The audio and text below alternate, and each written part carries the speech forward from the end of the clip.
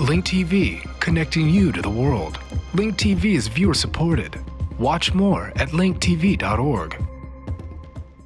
Link TV presents Mosaic World News from the Middle East. Here are today's top stories. Anti-government protests spread to Libya.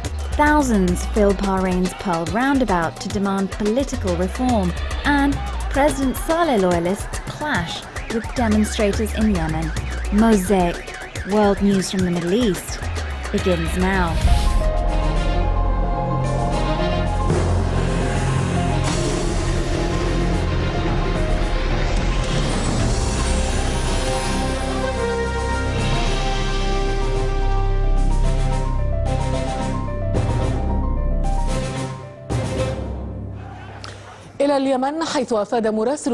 Our Al Jazeera correspondent in Yemen reported that one person was killed and 40 were injured as security forces dispersed demonstrators in Aden city, demanding to topple southern Yemen's regime. News sources also reported eyewitnesses saying protesters set a number of cars on fire as they tried to break into the local council of Mansouri Governorate.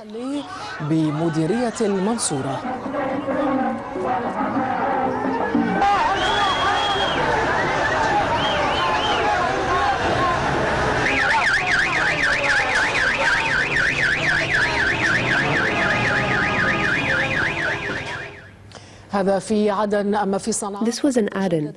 In Sana'a, new clashes erupted between the supporters of Yemeni President Ali Abdullah Saleh and protesters calling for the end of his rule.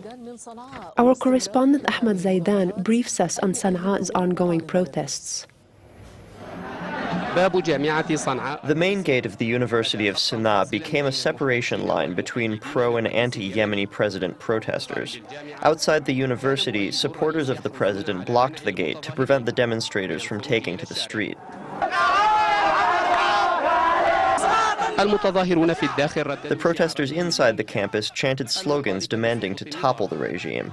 Unable to exit from the front gate, hundreds left through the back, clashing with security forces. Thousands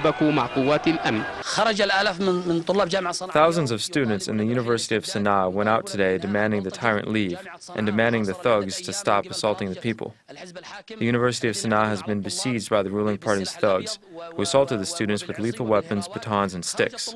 Today, the students went out to condemn these thugs and demand the protection of the university's campus. Journalists became victims of state-run media as instigation and mobilization against them led to assaults. There is high-level government incitement against various media networks, especially Al Jazeera. Al Jazeera is subject to wide-ranging instigation against it. The authorities should be held fully responsible for anything that happens to Al Jazeera's staff, including its associates, reporters, and camera crews. The media does not serve the regime, not in any way. At the same time, it doesn't even serve the opposition or any political party in Yemen. We should urge both the opposition and the authority to allow free media. If certain elements aim to distort or slander, then we hope that the brothers in the ruling party and the government take necessary measures. Perhaps the most distinctive aspect of the protests in Sana'a is that most protesters are young people and students, with no association to any political party. As for Taiz, the protests here have turned into a permanent sit-in. Thousands of participants chant the same slogans demanding to topple the regime. The situation is now dependent on the struggle between those who demand a better future and those who insist that the price for change could be too high. Ahmed Zaidan, Al Jazeera, Sana'a. Ahmed Zaidan, Al Jazeera, Sana'a.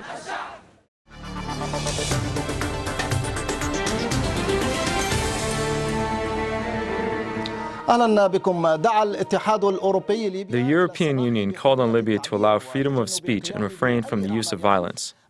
This comes after confrontations broke out in Omar al-Mukhtar Square in the Libyan city of Benghazi. Eyewitnesses said demonstrators threw stones at police, protesting against the arrest of a human rights activist.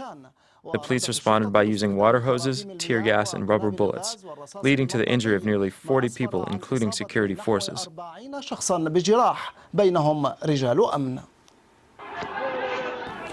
Videos uploaded online show confrontations between Libyan security forces and protesters in Benghazi city.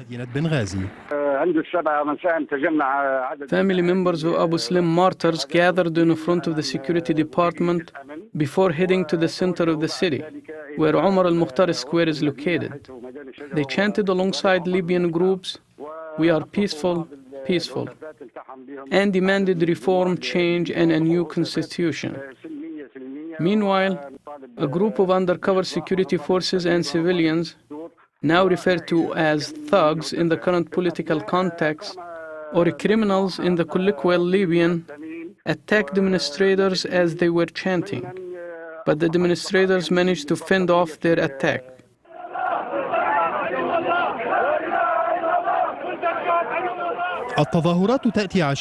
The protests took place on the eve of Libya's Day of Rage, called for by young people through social networking websites, such as a Facebook group that includes more than 300,000 participants. In a recent statement, the Libyan opposition demanded freedom and a peaceful transition to a pluralistic society.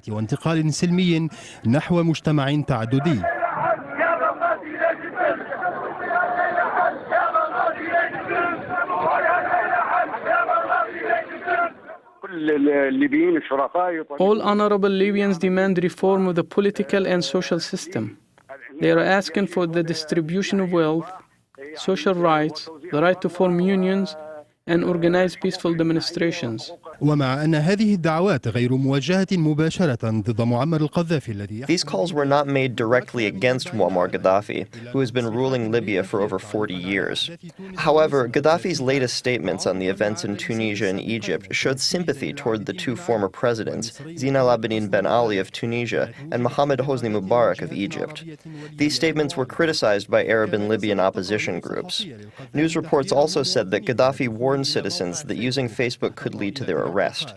In turn, Libya's ruling institutions reiterated their readiness to respond to the social demands. They recently announced the extension of subsidies to include additional basic goods and to grant interest-free housing loans, extending the repayment plan to 60 years. Wa'il Hajar, BBC.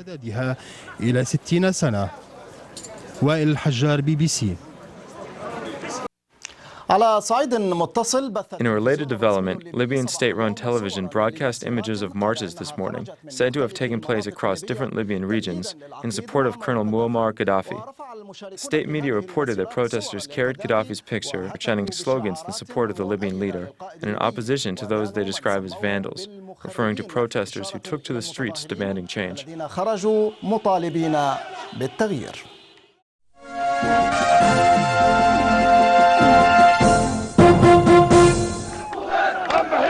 الجزيرة أينما نبغى أربح يا كلب الجزيرة أينما نبغى أربح يا كلب الجزيرة أينما نبغى أربح يا كلب الجزيرة أينما نبغى الله ومعمر وليبيا وبس الله ومعمر وليبيا وبس الله ومعمر وليبيا وبس الله ومعمر وليبيا وبس الله ومعمر وليبيا وبس الله ومعمر وليبيا وبس احنا طلابك يا معمر واللي عادينا يتدمر احنا طلابك يا معمر واللي عادينا يتدمر احنا طلابك يا الجزيرة صاينا سوادات اربح يا كلب الجزيرة اينما نبغى غيره اربح يا كلب الجزيرة اينما نبغى غيره اربح يا كلب الجزيرة اينما نبغى غيره اربح يا كلب الجزيرة اينما نبغى غيره اربح يا كلب الجزيرة اينما نبغى غيره اربح يا كلب الجزيرة اينما نبغى غيره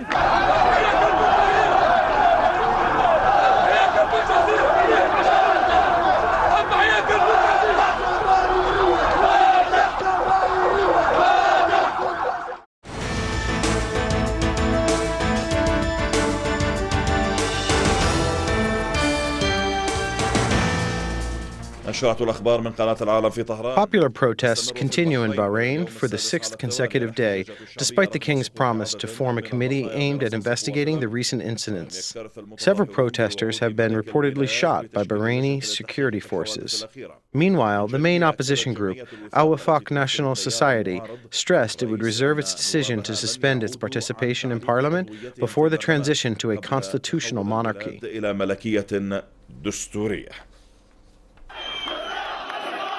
For days, Bahrain has been living in the midst of popular uprisings. Funeral processions held for those killed by security forces are becoming daily protest rallies. For the third consecutive day, thousands of demonstrators took part in a funeral procession for a second protester killed during this week's clashes. The protesters chanted slogans similar to those heard in Egypt and Tunisia.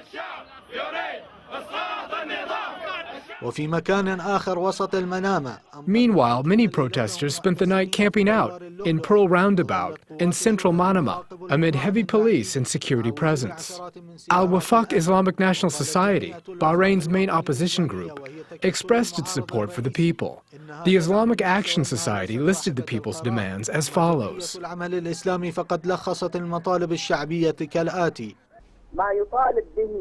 What people in Bahrain are calling for is a civil elected government with no affiliation with the ruling family and a transition to a constitutional monarchy as mandated by a state charter.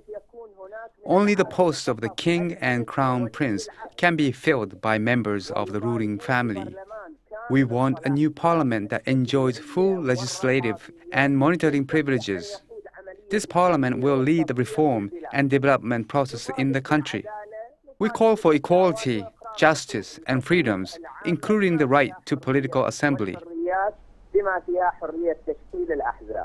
Bahraini activists are calling for a new constitution, the release of all political prisoners, and the repeal of the so-called political naturalization. Poverty, high levels of unemployment, as well as political naturalization, a process in which foreigners are granted citizenships in a bid to change the demographic makeup in the kingdom, are all factors that have further fueled the level of resentment in the country. In an attempt to calm the protesters, Bahrain's king, Sheikh Hamad bin Isa Al Khalifa, offered his condolences for the deaths of two protesters and vowed to form an investigative committee. In reaction to the Bahrain incidents, the United States said it was very concerned by the recent violence surrounding the protests. It also called on all parties to exercise restraint and refrain from violence.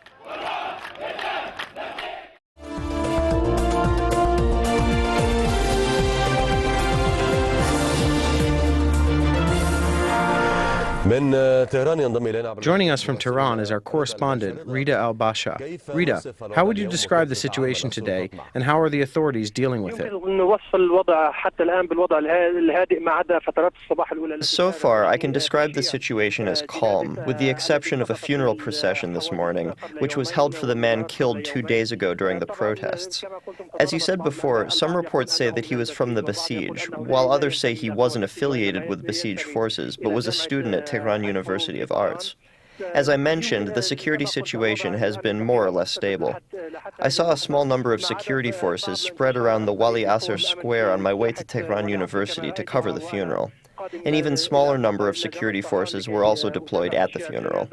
But there is an unknown number of forces deployed in the capital, Tehran.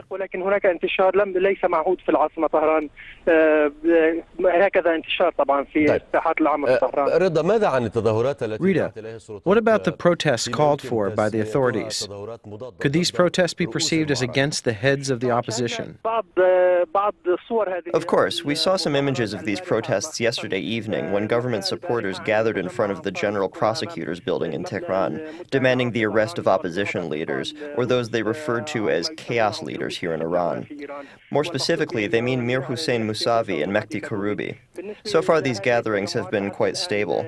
Some supporters of the government who gathered in front of the Attorney General's office persistently stressed that they will not leave before Mousavi and Karoubi are arrested and tried in what they called a fair trial.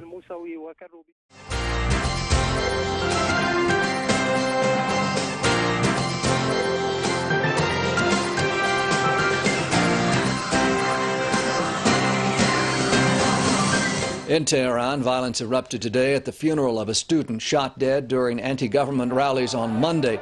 Supporters of the Ahmadinejad regime and those opposed both blamed each other for the death of Sani Saleh.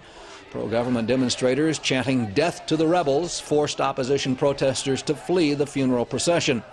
Meanwhile, hardline lawmakers have called for the arrest and execution of pro-reform leaders Mahdi Karoubi and Mir Hossein Mousavi, blaming them for this week's violence in Iran. Karoubi posted a message on his website saying he was not afraid and was ready to pay any price. He urged Iran's fanatical leaders to unplug their ears and listen to the voice of the people.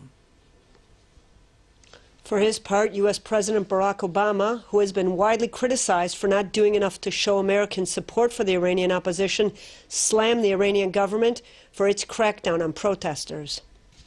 What has been true in Egypt should be true in Iran, which is that people should be able to express their opinions and their grievances and seek a more responsive government.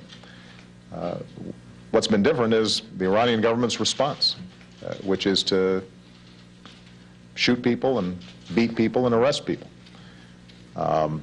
And, you know, my hope and expectation is that we're going to continue to see the people of Iran have the courage to be able to express their yearning for greater freedoms and a more representative government.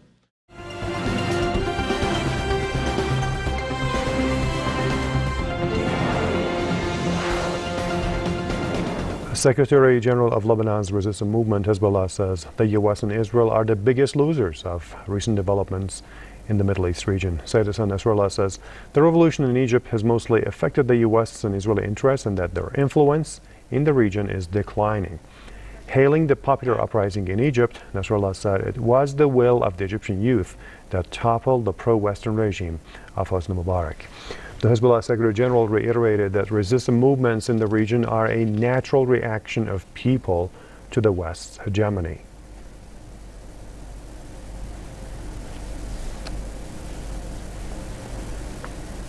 Which we are proud of being part of, and we were and remain to be part of it.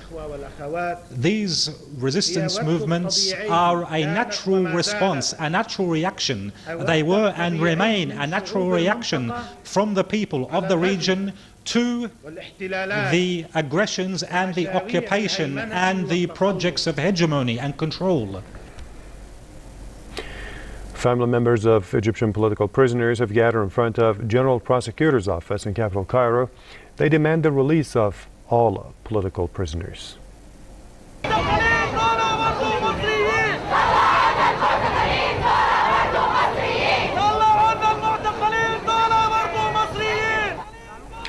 Some family members of the prisoners do not even know where their loved ones are. Many of the prisoners have been held captive for decades and deprived of the basic commodities. Here's what some demonstrators told Press TV.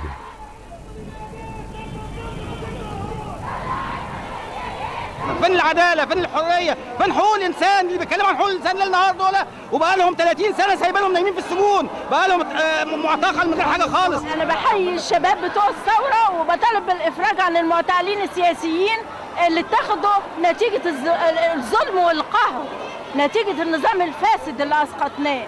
المعتقلين السياسيين اللي اتخذوا بقالهم سنين في المعتقلات.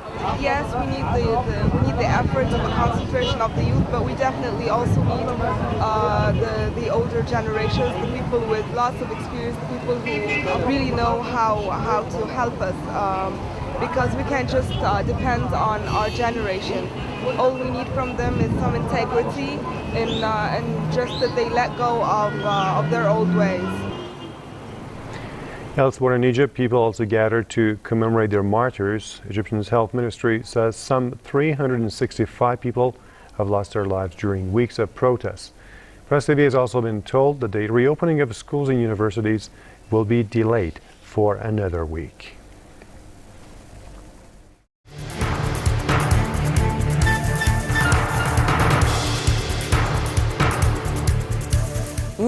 These days, Egypt is preoccupied with finding out the identity of the man standing behind Omar Suleiman, who has become the star of the post-revolution era. President Mohammed Hosni Mubarak decided to step down from the presidency and designated the Supreme Council of the Armed Forces to administrate the affairs in the country. May God guide our steps. والله الموفق والمستعان. Suleiman's announcement of Mubarak's resignation was followed by celebrations that lasted for days, as the revolution achieved its main goal. Meanwhile, a star emerged in the days that followed the revolution in Egypt, the man standing behind Omar Suleiman. A popular saying in Egypt today goes, the fruits of the revolution, including toppling the president, stopping the corruption, and the man standing behind Omar Suleiman. The man behind Omar Suleiman has captivated Egypt's media and online community. His photoshopped headshot has become omnipresent, and people are calling for the revelation of the identity of the mysterious man. On Facebook, a number of fan pages were created for the man behind Omar Suleiman. He appeared behind Abdel Nasser at his resignation announcement. He appeared behind Saddam in his speech attacking Bush. He was also put on the picture of Saeed al-Sahaf. He was also in Star Wars and will be coaching the soccer team. His face was also placed on photos of all significant political moments, even those in ancient history. Some people call for replacing the star in Egypt's flag with the man behind Omar Suleiman. It is said that Omar Suleiman denied knowing the identity of the man behind Omar Suleiman. An official source said the man behind Omar Suleiman was the owner of the microphone and was waiting for the end of the announcement so he could take his equipment and leave. Now Mubarak is living in the home of the man behind Omar Suleiman. Pepsi has canceled its contract with Tamar Hosni and signed the man behind Omar Suleiman. Kulthum sang, "I want to go back to the old days. Talk to me, O man behind Omar Suleiman." The man behind Omar Suleiman is also Chief of Staff Hussein Sharif, the leader of the Egyptian Army Special Unit. Several Facebook groups emerged asking people to stop using his picture, while others apologized to him and his family for the photoshopped images. A saying has emerged in Egypt today, indicating that the most famous three things in Egypt are Tahrir Square, Wael Gonen, and the man behind Omar Suleiman.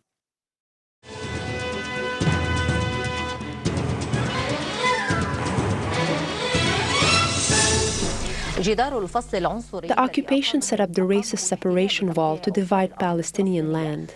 But the people who are against the injustice and Zionist oppression came from around the world and transformed the separation wall into an art canvas that showcases the barbarian and racist nature of the occupation. Many people call it the wall of the settlement, of the racial separation, of the occupation, and of the world's shame. They express that sentiment on the wall through words and paintings. The construction of this over 700-kilometer-long wall started on Palestinian land in 2002. They say it's 3 times longer than the Berlin Wall. It devoured the soil and the trees, and besieged the people, even separating fathers from their children. The wall also created several social, economic, and environmental issues, which is part of the occupation's goal.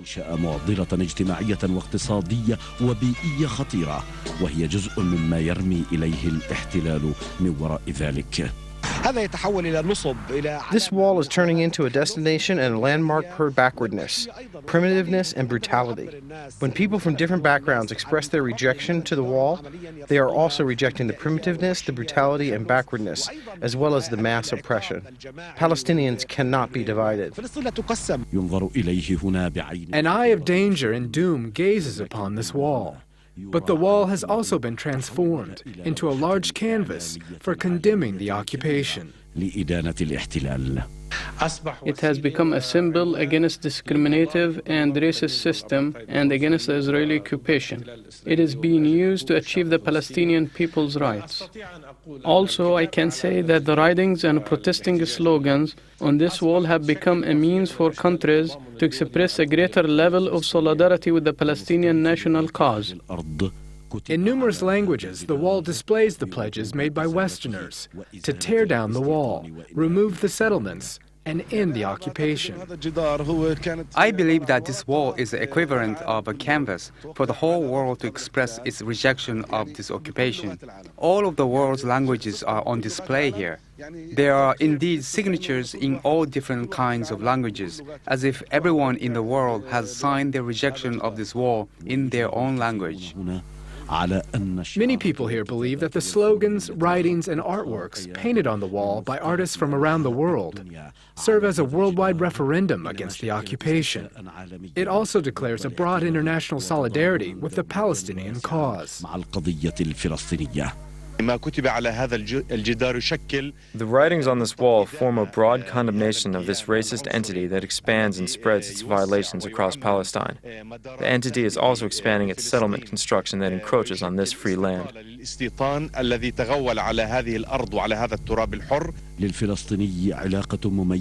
Palestinians have a deep connection with the writings on the wall due to their resistance to the occupation.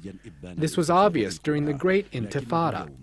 But today, the writings have evolved into an international language, recording the occupation's brutality, drawing the international media's attention to the suffering of the Palestinian people.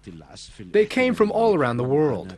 They drew, wrote, and left their statements on this wall to express the occupation's ugliness, injustice, and nihilism. Yusuf Al-Mahmoud, Syria TV, from the occupied Arab land. The views expressed on Mosaic are from contributing broadcasters, not Link TV or its sponsors. The production of Mosaic is made possible by grants from the John D. and Catherine T. MacArthur Foundation, the Firedoll Foundation, and by support of viewers like you. Thank you. Watch Mosaic World News online. Stay up to date with breaking news, read our blog, get transcripts of past shows, and more at linktv.org/mosaic.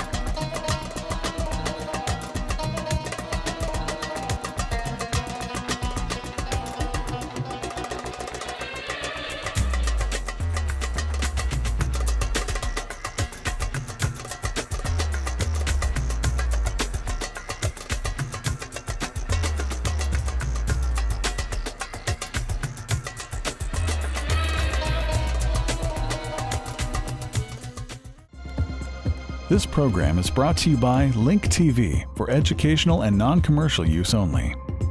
Link TV is the only U.S. network dedicated to global and national news, uncompromising documentaries, and diverse cultural programs which connect you to the world.